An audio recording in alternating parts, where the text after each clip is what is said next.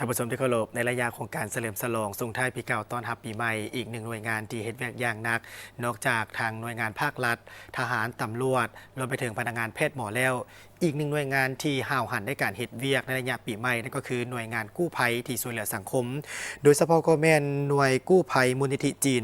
1628นครหลวงพิจันทร์ก็ได้ประกอบส่วนในการช่วยเหลือกู้ภัยจากอุบัติเหตุถึงท้องถนน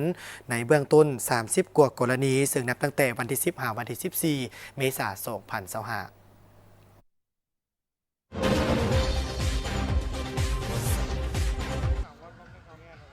ทานสร้างอินทิราชหัวหน้ากู้ภัยมูลนิธิจีน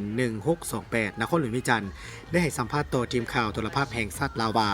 กู้ภัยมูลนิธิจีน1628นครหลวงพิจันทร์ได้เตรียมความพร้อมให้บริการสังคมในการท่องเที่ยวลิ้นบุญปีใหม่ลาว4จุดตลอด24ชั่วโมงคือ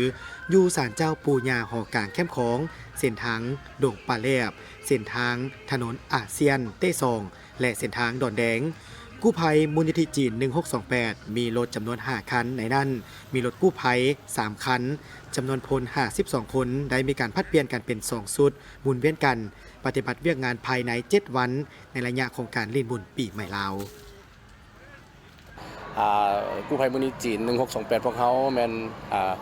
ได้ออกไปสแตนด์บายเป็น4จุดเนาะตลอด24ชั่วโมงเนาะ4จุดนะครับมีจุดไหนแน่เนาะมีจุดอยู่ศาลเจ้าปู่ย่าหอกลางแคมป์ของเนาะแล้วก็จุดดงปลาแลบจุดเต้2แล้วก็อีกจุดนึงมันจุดเส้นทางกวมเอาเส้นทางเมืองสีโคตรเจ้าเบื้องต้นเนาะรถพวกเขาเนาะยานพาหนะหันแม่นมี5คันจำนวนคนแม่น52คนเนาะผัดเปลี่ยนเป็น2เวรเนาะ2เวรตลอด24ชั่วโมงแล้วรถมอเตอร์ไซค์มีอยู่3คันเนาะเขาต้องพร้อมทุกมิติเลยเนาะทุกอย่างที่จะเกิดขึ้นเลยเนาะเพราะเขาบ่ฮู้ว่ามันจะเกิดอย่างขึ้นเนาะอุบัติเหตุบ่หรือว่ามีอย่างต่างๆเนาะเวลาเกิดขึ้นพวกเขาต้องพร้อมฉะนั้นแล้วเป็นวัตถุบ่อุปกรณ์บ่มีอย่างต่างๆมันพวกเขาต้องเสริมให้มันเพียงพอรับใช้ใน7วันอันตรายนี้ครับ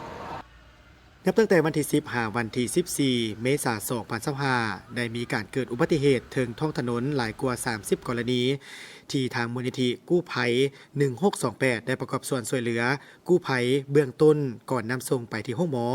อุบัติเหตุส่วนหลายสาเหตุมันมาจากการเมาแล้วขับขี่ยานพาหนะบ่ปฏิบัติตามกฎระเบียบจราจรต่อกับเหตุการณ์ดังกล่าวเฮียงโฮมายังพ่อแม่ประชาชนทั้งหลายท่องเที่ยวปีใหม่กินดื่มให้มีสติมีความพอดีเมื่อดื่มหลายรู้สึกว่าเมาแล้วบ่ควรขับขี่ยานพาหนะอย่างเด็ดขาดเพื่อหลีกเลี่ยงอุบัติเหตุที่จะเกิดขึ้นตามมาซึ่งอาจจะเป็นการเสียหายเวลาทรัพย์สินและชีวิตได้